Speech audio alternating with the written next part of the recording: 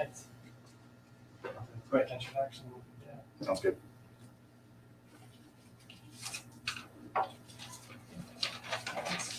Hello, everyone. I'm Jeff. Thank you for coming to tonight's event. John Horn is here to discuss his new book, Inside the Competitor's Mindset. By attending tonight, you're supporting local business. Thank you for that. Here at Left Bank Books, we have a number of great events coming up, from TJ Klune to Andy Cohen, a St. Louis native who will be returning Saturday, May 6th with his new book, Daddy Diaries. For more details about that or any other event, please visit our website at left-bank.com. Now for tonight's speaker, John Horn is Professor of Practice in Economics at the Olin Business School at Washington University here in St. Louis. His microeconomics, macroeconomics, and global economics courses are informed by 9 years of work on competitive strategy, wargaming workshops, and corporate strategy exercises with the strategy practice of McKinsey and Company. He has published numerous articles about applying behavioral economics and competitive insight in business strategy. Please join me in welcoming John Horn. Thank you, Jeff. And thank you to everyone who is attending today. I am not planning on reading from the book. What I'd like to do instead is to talk about sort of my journey of why I wrote the book. The reason I'd like to do that is because I do think it's important to understand why it is so important, even today, in today's business world and today's environment, to really understand competitors. I've heard a lot from people as I was writing the book and even after I wrote the book saying it doesn't matter anymore, it's too competitive, the world isn't about competition and beating the other side, it's about cooperation and partnerships and working together. And it is true that is a lot of how the economy has evolved and has shifted in terms of lots of industries. But I do think that understanding competitors and understanding how your competitors think is important, because even if you are in a situation where you have lots of partners or you are in a bigger ecosystem where you are trying to understand how to fit in with all those others, the fact is that those others within your ecosystem are still competing with you to try to get the proceeds that you are all generating. So when you are working together with others as a partnership to create value, to create better outcomes for everyone, it's still a competition about how you're going to split that up between yourselves. You are not going to enter into a partnership and say you get to keep all the profits, or you get to keep all the customer information, or you get to keep everything that we generate. You're trying to keep some for yourself. And you might be lucky enough to say it's a 50-50 split, but if the other side wants 60%, or if you think you deserve 70%, then it's a competition, it's a negotiation. And negotiations are competitions because, yes, you can search for win-win opportunities and you can search for how to get more value than the other person, but ultimately the win-win opportunity is still something where you're trying to do the best for yourself. So understanding competitors and understanding the competition around you is still important, even if you are focused on ecosystems and partnerships and cooperation. There still is an element of understanding the competition. And as we'll see when we talk about how to understand your competitors, really what it gets down to is being empathetic, not being emotionally empathetic, which is I feel what you feel, but being about what's called cognitively empathetic, meaning I understand why you view the world the way you view the world, and therefore I understand why you make the decisions you make, because I can see how you look at the world. And again, this is very important if you're in a partnership or an ecosystem or a bigger supply chain world, because the other side, the players that you are partnering with, aren't always going to tell you everything that you want to or need to know. And to sort of say, well, is that really true or not? Ask yourself this: do you always show everything? Do you always tell your partners everything about what you're doing or everything about what you want to do? So even if the other side is someone you can talk with and sit down and share information with, there is a certain element that you are not going to share with them. And the concepts in the book are really important for understanding how that other person or how that other side is viewing the world. Because the challenge with competitors is that you cannot talk to them. laws, anti-competitive laws, prevent you from actually calling up a competitor and saying, what are you planning to introduce next year? Or what geographies are you planning to enter? Or what's your price going to be next year? You cannot do that. And so you have to, from the outside in, figure out by thinking about how they view the world, what they're going to do. And these same concepts are applicable to a supply chain partner or a distributor or an ecosystem partner or anyone else, even regulators that you have to deal with. Anytime you have a partner or another economic agent that you don't really understand what they're doing and you're not quite sure how they're viewing the world, the concepts of the books can the book can apply. Now, I started the book because when I started my career as a consultant 20 some years ago, one of the things I kept hearing from individuals was that their competitors were irrational.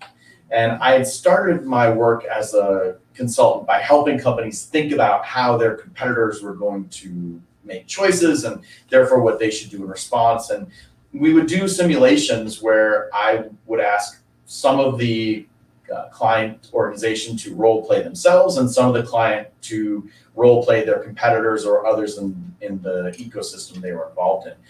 And oftentimes I heard from my clients, well, we can't simulate this competitor because they're irrational. And at first I thought, well, maybe they're talking about behavioral economics because that's kind of new to the world, or maybe they actually are just sort of blithely throwing that word around but don't really mean it. What I realized was that no, they actually do mean it. They think their competitor is making choices that are just wrong, that are not logically sound, that don't make sense. And it was hard for me to really accept that because the competitors for the companies I was helping were big, large, successful multinational companies for the most part. And it's hard to believe that a company can get that large and be that successful if they are making fundamentally flawed decisions that are not going to help them. And because of that, I said, well, it can't be that they're truly irrational. I mean, rationality just means, from the philosophical for a second, if we think about rationality, it means I'm using facts and figures and information and putting it into a decision framework, and that decision framework is telling me what I should do.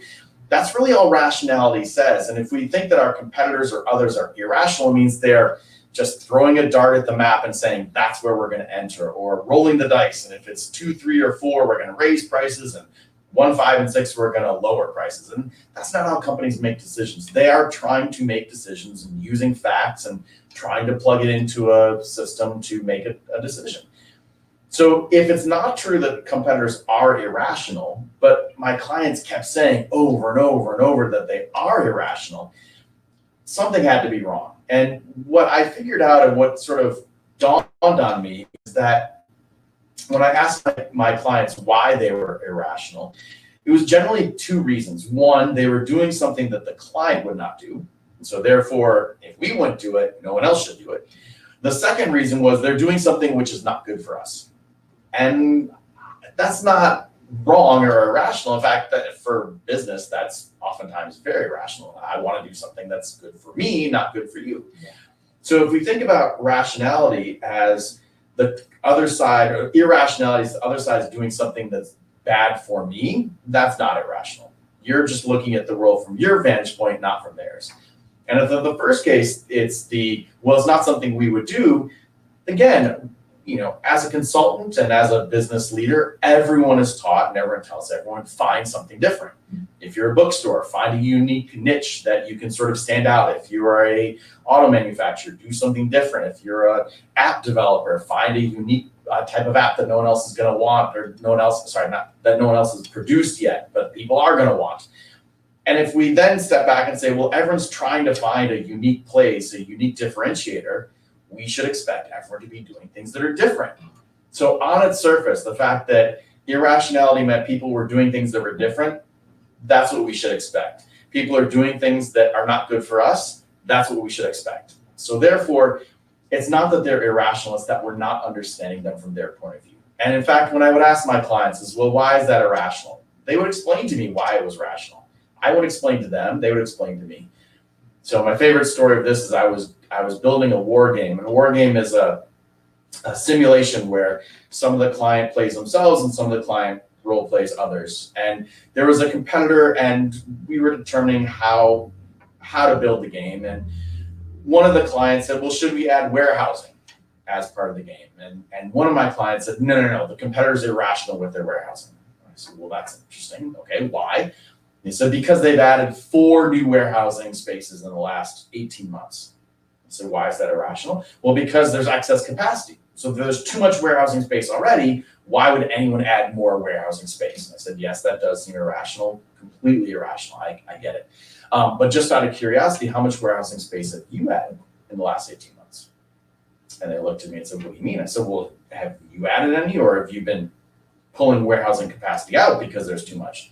They said, well, no, we've been adding some, and proceeded to list about 12 different warehousing spaces they either added or built or acquired or expanded. And I said, so you've added about 12 and they've added 4 in the same time period. And so why is therefore irrational if you've added 12? And the client looked to me and said, well, we had a good reason for all of ours. And I said, and they didn't? And they said, okay, fine, let's put warehousing in the game. And that to me is sort of what it's all about, is you look at it and say, it's not good for us. But when you turn around and look at it from their viewpoint, it does make sense. And so what I wrote the book was I want people to understand that this is not something which is super complex. The difference is you have to be disciplined. It's very hard for all of us to truly be empathetic, to truly understand another person's point of view. We see this all the time in our everyday lives when we talk about to a relative or to someone we have at work or to someone we meet on the street or whatever. We're always sort of come away thinking, well, that doesn't make sense, or they just don't think right. Well, a lot of times that's just because we're not viewing the world the way they view the world, and it's just not natural for us as human beings to do this. Especially when you're a senior leader at an organization, because as you become more senior in a business organization, you tend to be told you make really good decisions and you're really smart, and of course you're really gifted. So why should I have to pay attention to what other people think? We just naturally think how we think. The book lays out how to think in a systematic way about the competitor. And by applying these techniques and these tools, you can be much clearer about how your competitor is thinking. It's not going to perfectly predict what your competitor is doing, but you're going to be much better positioned to understand why they do what they do so that you can then make the best choice. And that ultimately is what it's about. It's not to control them, not to tell them what to do. It's to understand what they're going to do so you don't run into a brick wall. Now, the book is broken up into a couple different sections, and I tried to focus on each section on a different way in which you should be thinking about your competitor. So the first section of the book is really about those frameworks of how do we get inside their mindset? How do we think like them? And I start with the 4-part framework, which I was co-developed with 2 colleagues of mine when I was at McKinsey. The 4-part framework is really the basic core structure of how to think like a competitor. It starts with the basics of just pay attention to what they're saying and doing. And again, if you analyze this and connect this to your real world life, your sort of everyday life, it should make sense that if I want to understand my brother or sister or my mom or dad or a partner or a friend or whoever, I should be paying attention and listening to what they're saying. And that's step number 1 with your competitor. What are they saying in analyst reports and earnings calls and putting out in press releases, and what are they saying at conferences and trade shows, et cetera? That's stuff most companies do. For better or for worse, they generally pay attention to that. But we move beyond that in the second step to say, okay, you've paid attention to what they've said and done, but now think about what they actually have to use. What are their assets and resources and capabilities? So do they have a distribution structure in China or not? If they don't have distribution already set up in China, it's going to be harder for them to get a big retail push in China. Do they have a supply chain that is global? That's going to affect where they can source materials. Do they have relationships with governments in certain regions? That's going to affect how easy it is for them to enter certain markets or not. So thinking about all the different things that they have to play with, sort of the tools in their toolkit or toys in their toy box, what are the assets and resources they can use in order to try to do the things they say they're going to do? So that's number 2. So first is just pay attention to what they say and do. The second is actually think about, if I owned all the stuff they own, what would I do with it? Because they are different from us. The third step is where the human element really starts to come in, and that's where you think about the person making the choice. And there's sort of two dimensions here. The one is each of us as human beings inside an organization has certain incentives, has certain objectives we're trying to reach. So, for example, if I am going to be promoted in the next 18 months, I'm going to really focus on doing things that are going to be successful in the next 18 months, because otherwise, if all of my successes happen 5 years from now, I'm not going to get promoted and see the benefits of that. So I want to think about that person who's making those choices. What do I know about them in terms of constraints they face? So if the sales force commissioned, they're going to want to make sales, otherwise they don't get paid. How often does my competitor have rotation of senior leaders? That's going to influence the time frame that people are focusing on. Are they nearing retirement? Are they going to be at a point where they have just joined the firm and they need to make a big splash? All those things are going to affect the timeline that people are focused on. And the second thing to think about is, what's that person's background? So if the person has a marketing background, they're going to look at most problems as a marketing problem. If they have an operations background, is it about supply chain or is it about footprint optimization on the factory floor? If it's the former, then they're going to look at how do we set up the supply chain better. If it's the latter, how do we optimize our production processes?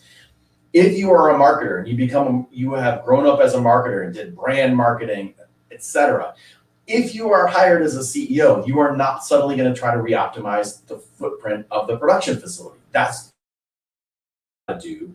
And B, you're going to be hired by the board to be a marketer. So from the outside in, looking at who that senior leader is, what's their background, how long have they been in the industry, what kind of industries have they worked in, what kind of geographies have they worked in. All that information you can use to sort of paint a picture of how does that person view the world based on their experiences. So now that we know who that person is who's making the decision, and think about their worldview and combine it with what are the assets and resources, the toys they have to play with, and what they've said, now we can do the fourth thing, which is make a prediction.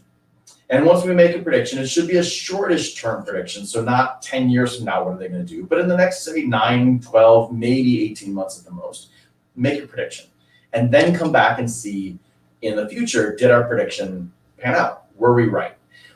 If you're right, that just means you're on the right track. So keep doing more of what you're doing. If you're wrong, then you can go back and say, what did we miss? Oh, they used a supply chain partner we didn't think about. Or, oh, that's right, they said they were going to do this and we didn't look at their earnings calls right. Or they hired a new person who was making the decision, that's why it was different. Now you know what to start paying attention to for the future to track them even better. So this 4-part framework, again, is simple but not simplistic. It does take time, it does take effort, it does take discipline, but you pay attention to what they say and do, you pay attention to what they have, you pay attention to who's making the decision, and then you make the prediction and you cycle through again. And this basic framework of these 4 steps can be helpful for thinking about entrepreneurs and how they're going to attack the market. It's helpful as an entrepreneur to think about an incumbent and how they're going to react to your entry. It's helpful to think about whether someone is in an adjacent industry is going to attack you from another part. It's helpful for thinking about, is someone going to disrupt the industry by having a different product? It's helpful for thinking about, is one of my supply chain partners going to cut me out and go straight to downstream consumers or customers? The same basic framework can help in lots of different industry structures and industry settings. And it can also help you as the basis think about, if we are going to introduce a new strategic move, how are they going to respond? Because now you have a basics of understanding how they think about responding. Or are they in a position where they're going to do something new because they have the time and ability to do it? So in the book, I have 2 chapters which follow, which talk specifically about how are they going to react to our move and how are they going to make a move on their own. But they build off that main basic framework of what are they saying and doing, what type of assets do they have to play with, who's the person making the decision, and then let's make a prediction. So that's sort of the framework of the discipline of how do we make sure we do this well. The second part of the book, the last 2 parts of the book, actually then move on to say, okay, so how do we actually do this in the real world? How do we actually implement this to make sure this is possible? And the first chapter of that part of the book starts with a series of interviews that I conducted with other individuals, other professionals who face the same problem that competitive strategists face. The competitive strategist, as I said before, cannot talk to their competitor. You cannot go to a competitor and ask, what new products are you going to introduce or what prices are you going to charge? The same is true for paleontologists, archaeologists, NICU nurses, and homicide detectives. You cannot actually interact with a dinosaur. You cannot ask an ancient civilization, why did you arrange yourself this way? You cannot ask a preemie baby, what's your pain level today on a scale of 1 to 10? And you cannot ask the dead body who killed you. So with these interviews, what I asked was not the actual process of how do you collect evidence and how do you bag evidence or what are the types of ways in which you draw blood from a preemie. Instead, what I asked is, how do you go about this challenge? How do you think about the subject of your inquiry when you cannot actually directly ask them questions? And from these interviews came out 10 lessons for how you shift your own mindset to be better at actually understanding an object where you can't directly interact with it. And this chapter of how others do it, how other professionals do it, has these 10 lessons, which were actually more than I thought I was going to get out of it. I was hoping to get 3, maybe 5 lessons, but there were consistently these 10 lessons, these 10 insights that came from these other professionals. And there are things, the number one of which was build a diverse team. If you have a diverse team who have different backgrounds, different experiences, different exposures, different ways of thinking, different educational backgrounds, at first it might seem obvious of, well, yeah, because then that's the whole problem is I'm having a hard time seeing the competitor because I'm looking at it from my point of view. I need to surround myself with people who have different points of view. But it's not actually obvious that that's how you should go about it. On the other hand, when I talked to all these professionals to a person, they said, yeah, that's what you have to do. You have to get people with different mindsets, different ways of viewing a problem to push you to think of it in different ways. Some of the others were about making sure you know what question you're going to ask and what question you're trying to answer so you don't just go out and collect data just to collect data. Thinking about using technology appropriately. I'll talk a little about technology and helping understand competitors. Thinking about seeking patterns. Not getting locked into one way of viewing the world. And the final one, which really came out of the homicide detective and the archaeologists, was there's always a behavior which explains what you see. And knowing that, yes, this isn't just randomization, that there is some reason why I'm observing this outcome I observed. Again, with competitors should help put you in the mindset of, yes, they lowered prices by 20%. I didn't expect that. There has to be a reason for it. There has to be some behavior driving this. And generally there is, and that's what the whole book is about. How do you understand what drives that behavior? I then go on to the last 2 chapters to talk about how you can operationalize this with some wargaming workshops, wargaming types of exercises where you can role play your competitor. It's very helpful to put yourself in someone else's shoes by literally putting yourself in someone else's shoes. And sometimes in these exercises, we would actually have hats where people put on their hats so that it gets you in that mindset of playing someone else. It's a very helpful exercise to provide more consistent pushback. One thing I've observed from helping companies talk about competitor and the nature of how the industry is going to evolve is we tend to talk about it in ways that are good for us. The industry is going to evolve in a way that sort of follows how we want it to evolve. But again, your competitors are sitting in their offices saying the industry is going to evolve the way we want it to evolve. And the regulators think it's going to evolve the way they want it to evolve. By having people role play in those conversations, you can have a much more realistic discussion about how everyone thinks it's going to evolve differently. And potentially, what are the ways everyone thinks it's going to evolve the same, in which case, take advantage of that. So by having these exercises where you can role play other people, A, it's safe because if you make a mistake and screw up and introduce the wrong product or charge the wrong price, no one will know. If you do that in the real world, you introduce the product that's the wrong product, everyone still remembers it like we do new code 35 years later. So when you're making these choices in a war game, it's a risk-free way of practicing. And there's so much that's written about how you should practice to get better and better and better things. We can't practice business because the minute you make a decision, it's out there. You can't take it back. War games allow you to practice your choices, especially those big strategic choices, before doing them in the real world. And then I end the book with a discussion about how organizationally you should set this up. How do you operationalize this? Who are the right people to hire? How big of a group do you need? Where do you start with this in terms of an organization? How do you incentivize people to share information, et cetera? And this is where I also talk a little bit about, should we rely on technology to help us do this? There's been I finished writing the book about 6 to 8 months ago, and in the meantime, ChatGPT exploded upon us and all the new AI bots. And so there's been a real sort of shift, even since I was in the middle of finishing the book, about dashboards and AI supported tools to help you think about your competitors.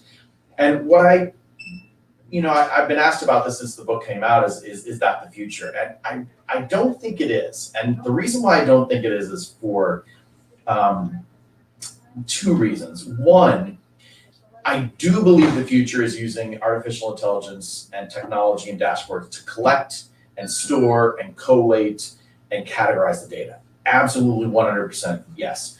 I also think artificial intelligence and bots can be helpful for finding and seeking those patterns we need to find. Absolutely, they can find patterns where human beings can't. But what AI is not good at least yet, is AI is not good at understanding the drivers of those patterns and when those patterns happen. So for example, I know that you like to lower prices by 15%, but do you like to lower prices by 15% all the time? Or is it when I lower my prices? Or is it when another competitor lowers their prices? Or is it when someone enters the market? Or was it that you do it every 18 months? Some of those, like that every 18 months, the AI might be able to figure it out. But if it's because you're reacting to me, I now have to have the AI bot programmed to know not only when they lower their prices, but what I did before they lower their prices, and what the other competitor did before I did what I did before the competitor lowered their prices, the first one. And because we don't have the AI systems built yet to do all that complex analysis, there's still an element where it's too simplistic, the predictions. So that's number one.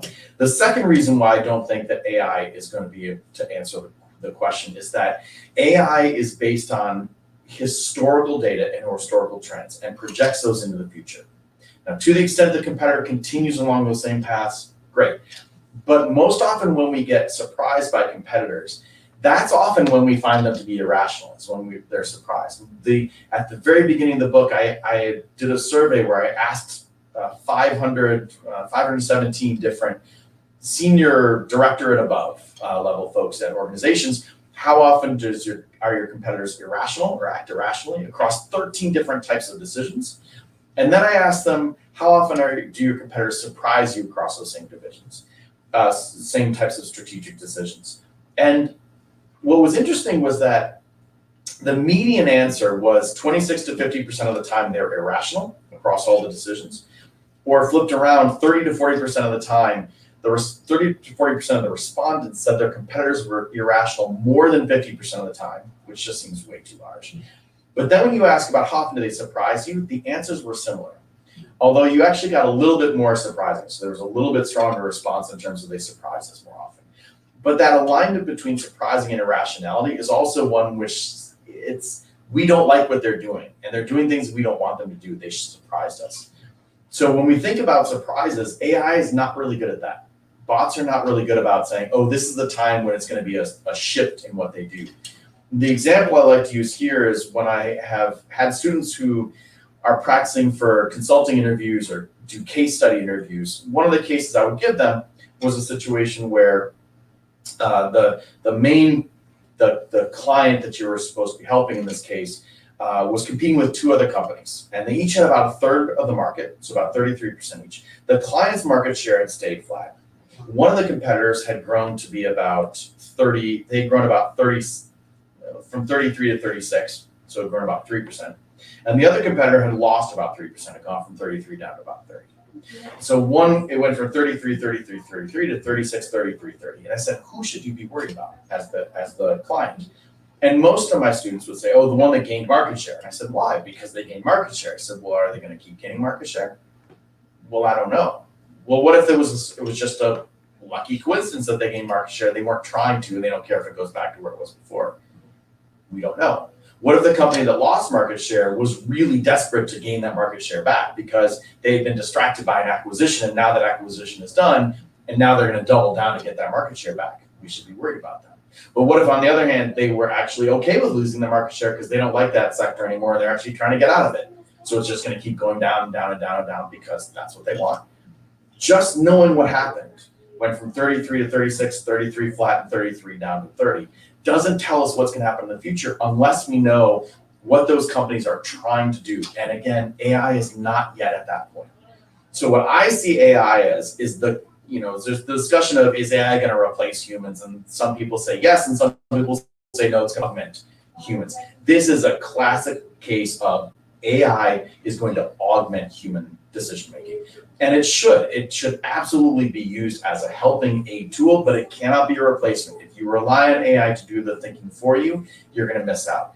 But absolutely use it to support your decision making, give you the fact base, help you with some of those basic patterns, but then do the thinking about, if I were them, is this a time for a change? How big of a change? In what direction is that change? How are we going to react? And those are the things that you really need to be wrestling with as a business leader. And that's where AI can't help you. But that last chapter helps you think about how to set up the organization so you can do all that work and you get all the information from the rest of your organization so you can make those decisions. So the book was really came out of this idea that competitors are not irrational. Others that you interact with are not irrational. They do have a purpose. There's a reason they do what they do. You just have to figure out what it is. And it's not that difficult. You're never going to perfectly figure them out, just like you're never going to perfectly figure out why your brother does something or why your friend decides to move to a different city. But as long as you are better able to predict them, and as long as you do it and your competitors don't, you're always going to stay one step ahead of them. And that ultimately is going to help you make the best decisions for your company. Perfect. We do have two questions online. The first one is from Karen. She says, I'm interested in the intersection of data analytics and the strategic lens of understanding the competitors.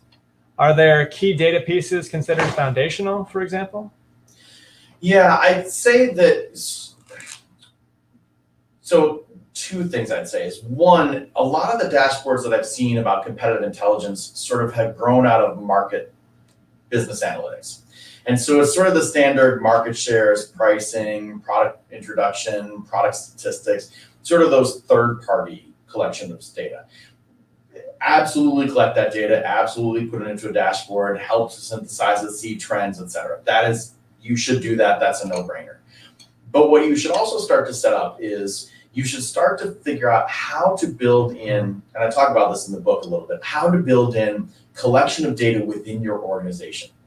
That is data which no third party can collect, but every war game I built, I relied partially on third party data, but partially by talking to people inside the client organization and asking them, how aggressive is this company? How often do they lead the way in terms of product introduction? Where do you think this company is going to focus in the future? And that builds up into the role play deck that cards that we would give to the team playing them. And that would lead to a lot of really insightful actions by that company, by that role play team. One of the things that I would always get when we built these games was there were clients that would say, well, not always, but most often say, there's no way we can have this competitor in the game because A, they're irrational. There's no way we can predict them. There's no way we can role play them. And then after the game, those same people would come up to me and say, wow, that was scary. That's exactly how they behave in the real world.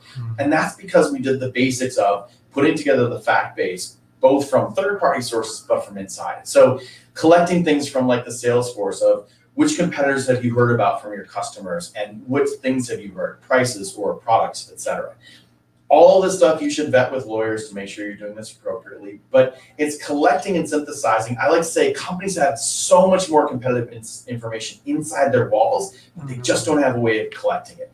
And by setting up the dashboard to both use third-party sources, but then to systematize the information you have inside, that's where you should be getting your data analytics. And that A, gives you something which is differentiating from your competitors because it's your information inside. But B, it's also relevant because the people inside your organization give it to you. And so it'll be credible because it's, hey, I got that information from Sally, or hey, I got that information from Joe. That information is going to be much more credible because it's our information, not some third party.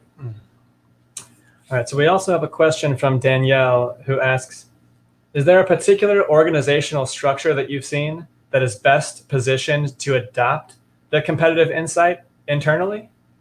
Is this something that can work well for small and large teams? Yeah, great question. And I like, I didn't talk about this, but one of the things I talk about in the book is this use of the term competitive insight instead of competitive intelligence. This actually comes from a client organization that I was interviewing about how they set it up.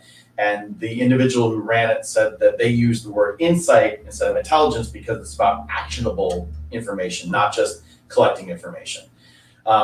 The competitive insight function, my basic rule is fit the organization. Make sure that it works in a way that it flows within how the organization works. So for example, if you have a very centralized organization, have a centralized competitive insight function. If you have a decentralized one, have it organized that way. If you are organized by brands, have brand focused competitive insight functions by geography, whatever. Don't fight the organization, because initially the challenge with competitive insight is you have to convince people to share information. And if the way they share information is another report, another form, different from how I normally do business, different from my normal flow of my job, I'm just going to ignore it and hope it goes away. You want people to say, oh, it's just one more thing I have to tack on to my sales report. That's going to take 5 seconds. Great, I can do that and not worry about it. And not know that they're giving you competitive insight. That's really where it's going to start to stick. So can a small company do this? Sure. Number one rule is you should always start small and focused in any organization, big or small. I like to think of it as an entrepreneurial exercise. You want to have a minimum viable product that you build that is useful, that is functional, that has impact, and then start to get feedback from the rest of the organization of how we make this better, bigger, more insightful, etc. So start with one competitor and one strategic decision. Start with it by yourself if you need to, and then find someone else who says, oh, I'd like to do that too. Great, pick another competitor and another decision, or the same decision with a different competitor. And then start to build up and say, oh, great, now we have more insight. And a third person says, wait, what are you doing? Great, can I do it too? Sure, pick a third competitor. And then you can start adding more decisions, more competitors over time. So it's not one person who has to survey the entire competitive landscape and try to understand every competitive decision. Way too much. Start focused, start small, build that initial insight that is sort of like the minimum viable product, or the MVP an entrepreneur focuses on. Get traction, show that you can do this well. People will start to see, wow, that's really insightful. I want more. And the price of I want more is then give me more information and give us more resources. Perfect. That's all the questions that we have. Okay. Thank you very much. Great. Thank you, everyone. Thank you, everyone. Thanks for coming out. Perfect.